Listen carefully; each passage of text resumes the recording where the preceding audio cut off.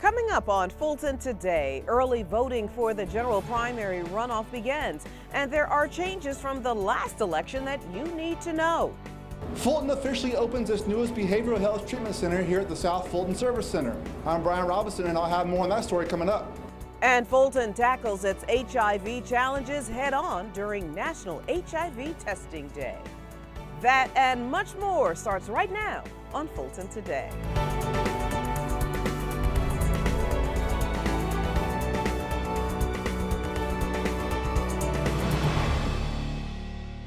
Welcome to Fulton Today, everybody. I'm Shania Chavis-Rucker. As how to best address mental and behavioral health issues takes center stage all across the country, Fulton County says it's put its money where its mouth is. After months of renovations, county officials opened their newest behavioral health treatment center in South County. FGTV's Brian Robinson joins us now with more on this exciting story. Brian? Shania, $1.2 million is a lot of money, which just goes to show how serious Fulton County is when it comes to behavioral health services. With the cutting of a ribbon, the county's newest behavioral health treatment center is officially ready to serve the residents of South Fulton. Commissioners, the county manager, behavioral health leaders, and those who helped create the new facility were all in attendance for the momentous occasion. I'm not aware of any other facility like this in Fulton County, particularly for behavioral health services. So when one walks in who is in need of services, you will automatically get a good feeling. This is a very small step, but without the partnership, without us working together with other governments and with the private sector, we would not have made this step. This Fulton County Behavioral Health South Services Center shows the commitment that Fulton County has to serving our constituents to just bring better health services and access to those services to the community. Prior to its transformation, this space contained old jail cells and was used to hold evidence for police. $1 million plus later, 9,000 to 10,000 square feet along with approximately 20 providers is now available for behavioral health services thanks to both guidance and support from commissioners. We've gone through a transformational process, and it really changed the model that we use. It aligned our services better with the state of Georgia. It led us to being able to make this kind of investment. Similar clinics are established in North and Central Fulton. However, South Fulton residents are thankful this one is closer to home. First place I went was downtown, and I use my GPS everywhere I go. I'm not familiar with the Atlanta area, but I live in College Park. And so when they suggested this new facility here for me, I was elated, and I'm really glad that it's here. Opening of a behavioral health location on the south side of Fulton County, where individuals no longer have to travel into Atlanta to receive services. This is the first time that we've ever been this far south in the county since we've operated behavioral health services. Fulton County officials believe nearly 3,000 people this year alone will benefit from the opening of this new behavioral health services clinic. Now, though the ribbon has been officially cut to open this new facility, more upgrades are still to come, such as a new coat of paint, new signage, and restrooms that will soon be the model for other county facilities. Reporting for FGTV, I'm Brian Robinson. Great news. Thank you so much, Brian. Our other big story is also a big issue here in Fulton County. The county has one of the highest numbers of HIV and AIDS cases in the nation. So, as you can imagine, Fulton County's health officials go all out on National HIV Testing Day. FGTV's Priscilla Ortega has this story. I am negative, and I'm thankful. It's a relief. It's something I think everyone should do. She was among the over 100 residents who stopped on National HIV Testing Day to learn their status at a Fulton County mobile site. On a hot summer day, people lined up for the free and quick test. This one was at the MARTA 5-Point Station in downtown Atlanta. We are really excited about pushing HIV testing in the community. So we want to get as many people as possible tested. Everybody should get an HIV test at least once a year. Some people need to get it more, but everybody should get a test at least once a year. Fulton's Board of Health team fanned out all across the county at multiple locations to get as many people as possible tested, given its current HIV and AIDS standing. The county is near the top in the nation in the number of HIV and AIDS cases. So people like Miss Rosie became overwhelmed with joy to learn that her one-time addiction didn't turn into a positive test result. I cry because of where I come from, and God has blessed me to see that I'm still healthy. And one of my options is to stay clean and do what I got to do.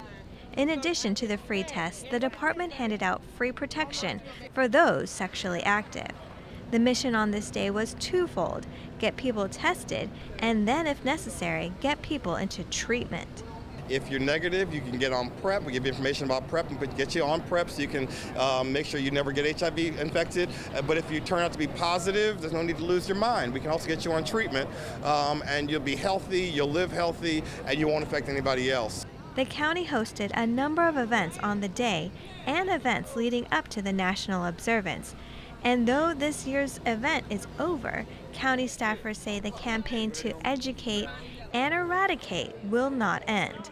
Reporting for FGTV, I'm Priscilla Ortega. Thank you, Priscilla. Well, this week marks the beginning of the early voting period for the general primary runoff. Early voting is once again 3 weeks long. However, there are some changes voters need to be aware of before heading to the polls.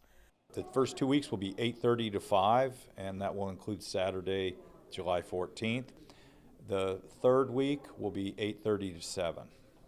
If you didn't vote in the primary, you can vote in the runoff, yes. And if you voted in the Republican primary, you have to vote in the Republican runoff.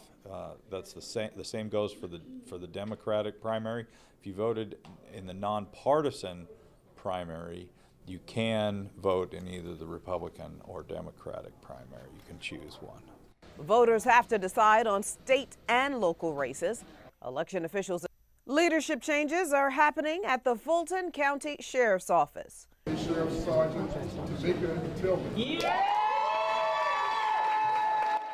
Inside the Fulton County Courthouse, 22 men and women were promoted to supervisor roles, 3 detention sergeants, 17 deputy sheriff sergeants, and 2 deputy sheriff lieutenants. This is our future. This is the leadership of the future. They earned the positions. That was their reward, being promoted. And now we're going to make sure they get all the training and all the support they need to be good leaders, because they're the future of the sheriff's office. The promotions process involves testing and interviews, in addition to review of scores and recommendations by the sheriff's command staff.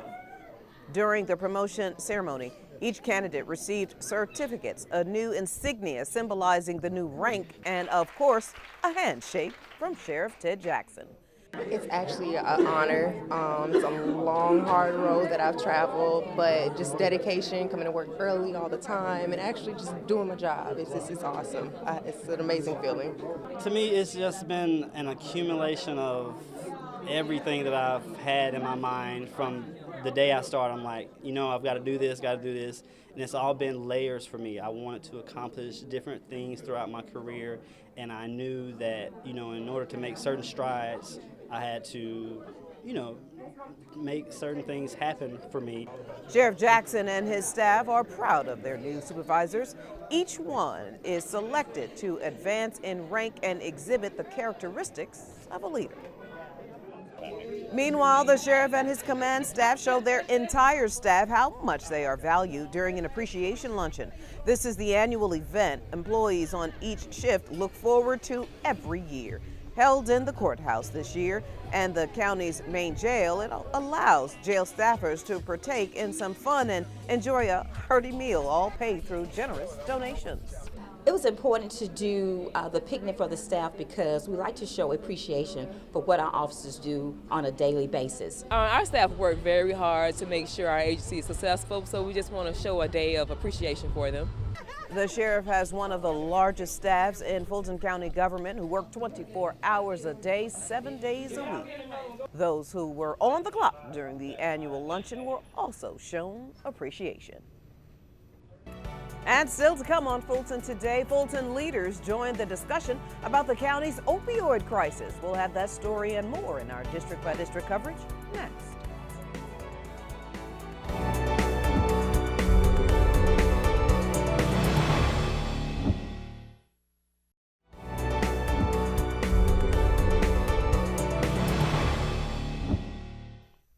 Fulton commissioners lend support to a civic organization's push to end the opioid crisis and help residents better understand the tax assessment and appeal process. Here's this week's District by District coverage. In District 2, Fulton leaders listen as community members discuss the deadly opioid epidemic that has hit the county.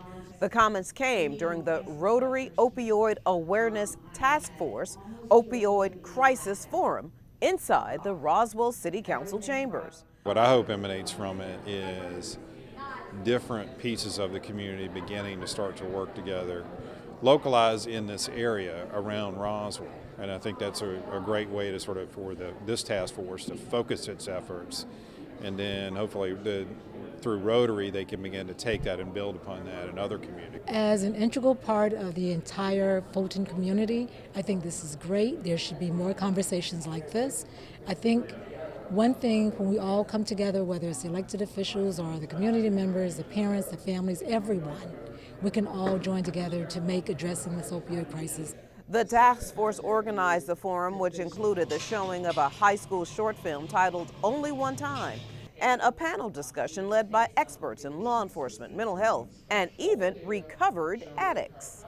The next step is a little bit about what our name is, and that is awareness. So we had 3 goals for tonight. The first goal was to be able to premiere the movie that we sponsored, Only One Time. The second was to have a panel discussion with the community about legal, about medical, about family effects of this crisis. And the third thing, most importantly maybe, is to provide resources for those people. We want to get rid of the stigma of mental health. We want to get rid of the stigma of addiction medicine. The Rotary Opioid Awareness Task Force hopes to inform, alert, and educate the public about the prevalence of opioids and their growing misuse in the community with a series of town hall sessions. You can call 770-235-3777 to get additional information. District 5 Commissioner Marvin Arrington Jr. partners with City of South Fulton Councilwoman Helen Willis to give residents information about the tax assessment appeals process. Now, just before this week's appeal deadline, the elected officials hosted a workshop at Welcome All Park. If you don't think your value is right, they want to know. They want you to let them know because they want to get it right. But he's charged by law to tax you at 90 to 110% of whatever the property value is, the fair market value of that property. What I hope residents will get from this meeting is an understanding of their property tax assessment. This is their property tax assessment. It is not their tax bill. It's an estimate of what their property taxes will be. Representatives from the county's assessor's office assisted residents with their questions. We wanted to make sure that everybody who thought that their value was wrong had an opportunity to sit with one of my appraisers, go over why they thought their property value was wrong, and hopefully file an appeal right here on the spot. Countywide, there are approximately 330,000 residential properties, meaning homes in Fulton County. So it's almost impossible for him and his staff to get everyone right. Tax bills will be sent by the Fulton County Tax Commissioner's Office later in the year. And finally, District 6 Commissioner Emma I. Darnell wraps up her recent series of public meetings. Residents gathered at the Southwest Arts Center to hear about topics including human health and environment, senior services, and transition services in the city of South Fulton. We knew that when we left here tonight, we would know more about the legitimate and genuine interests and concerns and suggestions from this community than we knew before we came. It was a great night, and we are looking forward to continuing our close one-on-one relationship with all of the people of the Mighty Six, because it is with that kind of civic engagement that we're able to move forward. You know, they talked about the banks that were too big to fail, but one thing we learned tonight, you know, we're too humane to fail. County staff joined the commissioner to best update and address issues of concern for residents.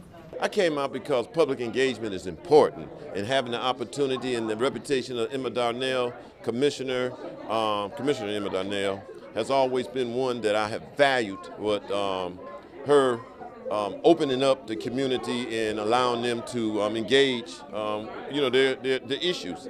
The commissioner said she wanted to hear firsthand the issues directly impacting the communities in which she serves. And still to come, the Grady Health System looks to add to its workforce during a major hiring event. We'll take you there when we come back.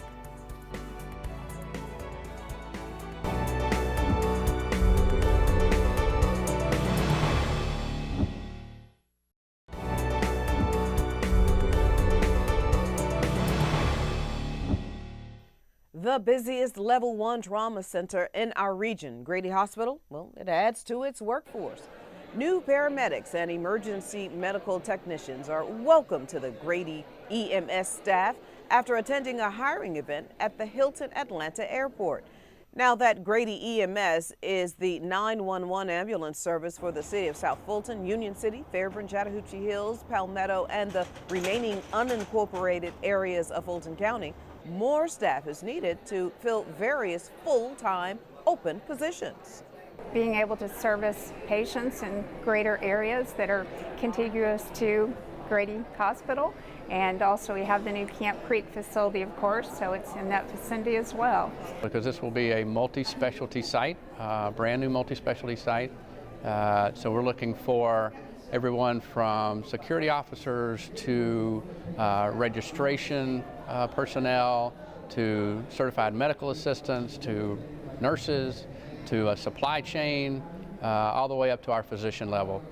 Truly, this is a comprehensive care center, meaning that instead of having to drive around the city for our healthcare services, patients will be able to come to our Camp Creek Comprehensive Care Center and receive all of their health care. Grady offered higher starting salaries, shift differential, and other incentive pay. Meanwhile, Fulton's mobile farmers market is proving to be a big hit this summer. That according to residents who are saving big on their fresh fruits and vegetables. The county's cooperative extension team through UGA is making stops at over a dozen venues for this year's Fulton Fresh Mobile Farmers Market program. This one is at the Healing Center at the county's Neighborhood Union Health Center. We've been with Fulton County and UGA since the beginning of Fulton Fresh, making it available to our patients who love it, who come out. It's all a part of that continuum of care, making sure they understand the importance of nutrition and having this experience of getting fresh vegetables. SNAP program educators host 45-minute nutrition education lessons and food demonstrations, and afterwards, visitors to the market receive a bag of free in-season produce to take home.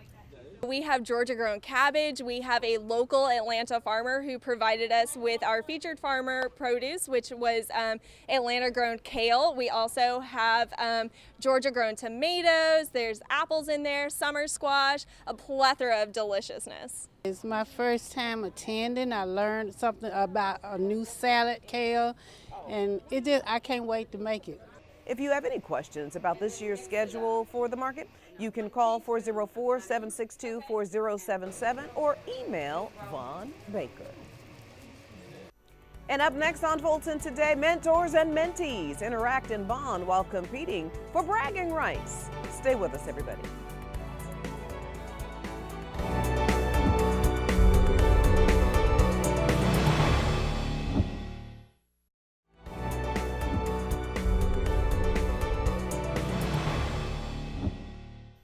Each summer, various Fulton departments and agencies give young people a chance to learn about public service by taking part in internships. Well, the junior deputy clerks in the Clerk of Superior Court's office go outdoors for part of their lesson. 8, 7, 6, 5. The Clerk of Superior Court hosted a mentor and mentee picnic and Olympics at Cone Park. So today we're celebrating our 9th annual Junior Deputy Clerk Summer Internship Program. We always kick off the program at the end of the first week with a cookout for our mentors and our mentees to kind of collaborate, mix, mingle, meet and greet. And that's what we're doing here today. The event gave the high school students the opportunity to interact and bond with clerk office employees through one-on-one and collaborative games that focus on mental fortitude, teamwork, and determination. Before leaving the park, the mentors and mentees competed in a friendly, competitive game of kickball. I just love this program, and I definitely would recommend it to other students, other kids, 10th graders through 12th grade. It's a great opportunity to have. You get to meet different people, important people, and different people who want to help you be successful and achieve greatness. The Junior Deputy Clerk Summer Internship Program exposes rising 10th through 12th graders to careers in local government. And finally, another group of interns are given the chance to witness the magic of television. Summer interns with the Solicitor General's office were brought to our FGTV studio to get a behind-the-scenes look at the television industry. The interns experienced what it was like to be anchor, operate cameras and the audio board, and display graphics during a mock newscast. Though the students are in the Solicitor's General Internship Program to learn about the legal process, they admit they were excited to learn about another field of work. I acted as an anchor, and it was not easy at all. Once the teleprompter was, out, I had to immediately step up and know my script. Everything seems that it almost has to be pitch perfect. You have to really be able to grab your audience attention and to be able to draw them in and convince them what you are talking about is interesting, that it is true facts, and that so that they will want to tune in next time. Interns in the Solicitor General's office are both high school and college age. While in the program, the students learn about the duties of the Solicitor General and how they can make a difference in their communities. And before we go, our reminder that we want to connect with you online. Be sure to follow FGTV on Facebook, Twitter, and Instagram for up-to-date Fulton County news. And you can also watch a replay of this show and any other FGTV program anytime on our YouTube channel. Well, that does it for this edition of Fulton Today. I'm Shania Chavis-Rucker. Thank you so much for watching. Join us each week for news around and about Fulton County.